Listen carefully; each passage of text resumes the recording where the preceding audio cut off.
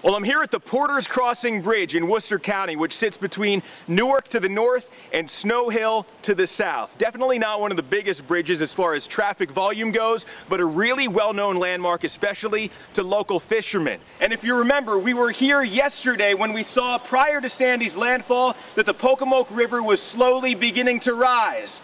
We'll take a look at it today. You can truly see what the hurricane's impact has been on tidal rivers like this.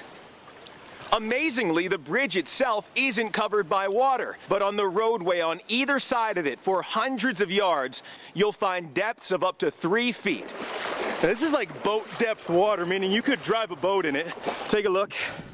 Got my waders on, and the tide has been rising so quick I wasn't actually sure. I was kind of worried if I parked my car far enough from the water so that if in case the tide was rising, it'd still be there when I got back. Luckily, it's still there.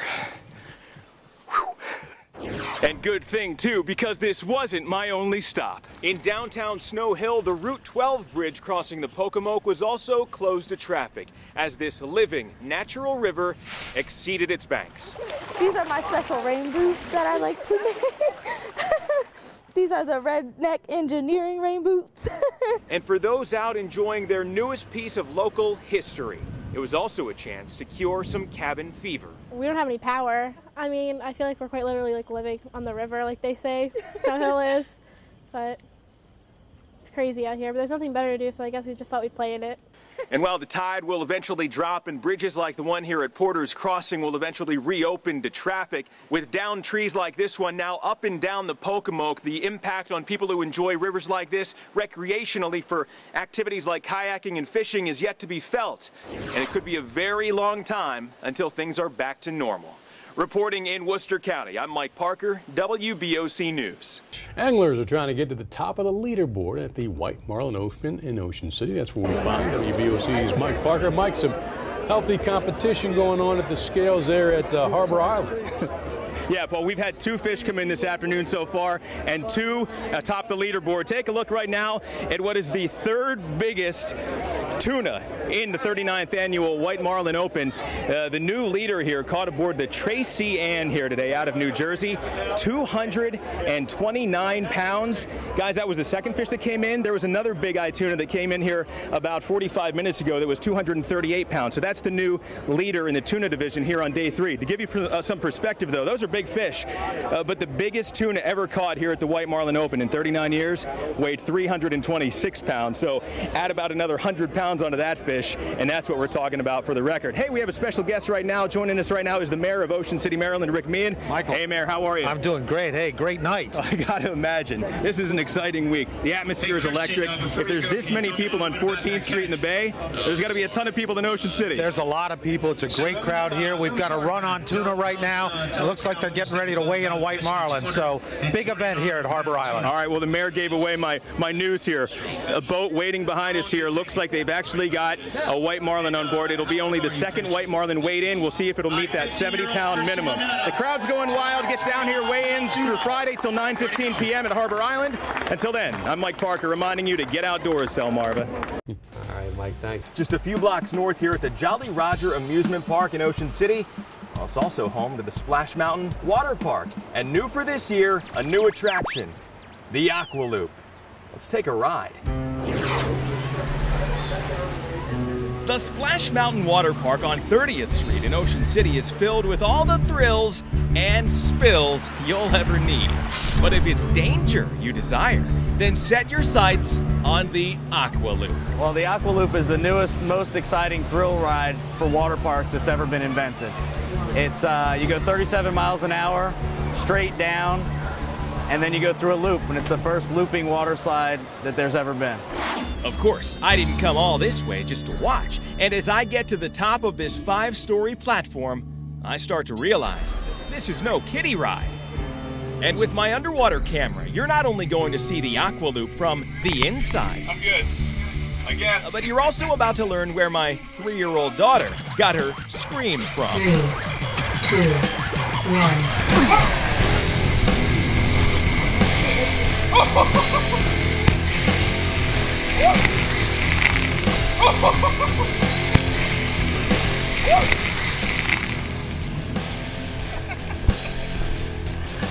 That is so fast.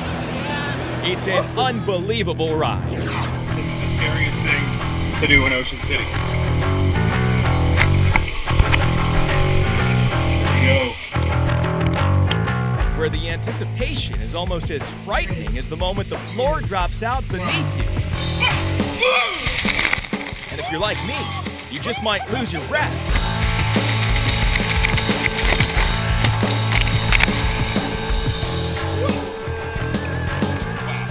But the Aqua Loop is so quick, so death-defying, that in just seconds, you're doing all you can not to run back in line. 3, 2, 1.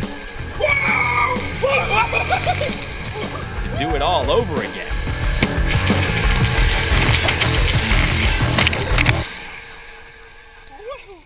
Well, Toby, the rare blue American lobster, may be a 1 in 2 million catch out in the wild, but here at the National Aquarium in Washington, D.C., well, he's definitely one of a kind. There are plenty of featured creatures at the National Aquarium in Washington, D.C., and every fish has a tale to tell. But on Tuesday morning, all eyes were on one tank, awaiting the arrival of a rock star. Toby the blue lobster was warming up backstage. We're really interested to see how he does on exhibit, how he interacts with the other animals, and just anxious for folks to come down and be able to see him. Here we go. After about 2 weeks of observation behind closed doors and a bill of good health, the moment of truth arrived when a hand holding Toby entered the tank and in he went, settling in quickly to a cozy spot right in the back of this artificial reef. I would imagine that he'll probably, after a little while, he'll start moving around, start checking things out. There he is!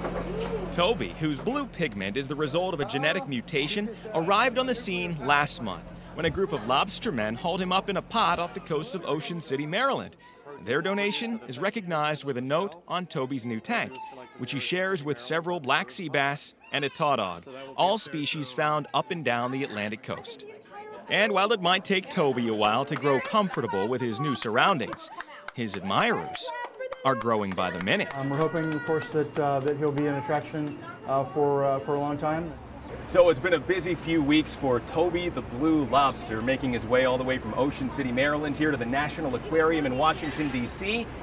But he already seems to have found a pretty comfortable spot in his new tank, and he's pretty content to stay there for now. But the aquarium officials are confident that eventually, for lack of a better term, he'll come out of his shell a bit. At the National Aquarium in Washington, D.C., I'm Mike Parker, reminding you to get outdoors, Delmarva. No, I've been in Chopper 16 before. I've been in a hot air balloon, but I've never experienced anything quite like this aboard OC Parasail's boat. Take a look at this. Yeah, you can't do this in the chopper. We're gonna go dipping.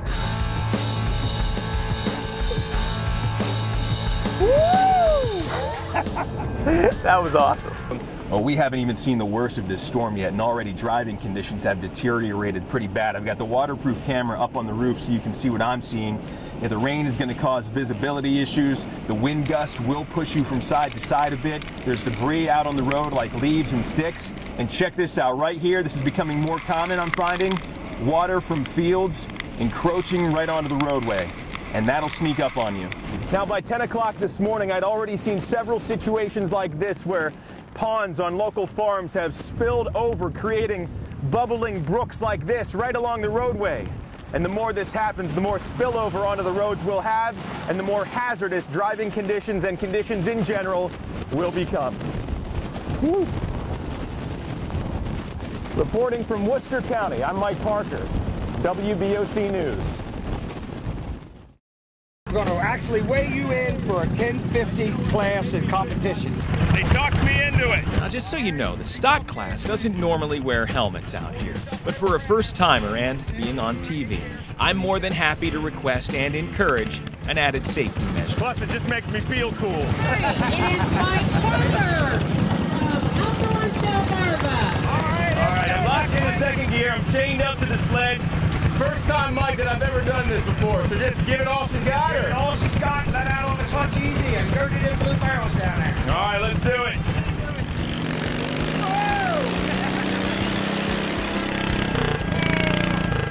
And if you can't tell, this is the most fun I've ever had on a lawnmower. Well, the trout fishing opportunities on the eastern shore of Maryland can be few and far between, but a big one just opened up here at Tuckahoe State Park in Caroline County. One of the benefits of hosting this show is that I get to put in the biggest fish. Is a beautiful brown trout. Look at that. All right, buddy, here we go. Get outdoors, Delmarva. Now, to go fishing for trout in Maryland, you've got to have your non-tidal Maryland fishing license.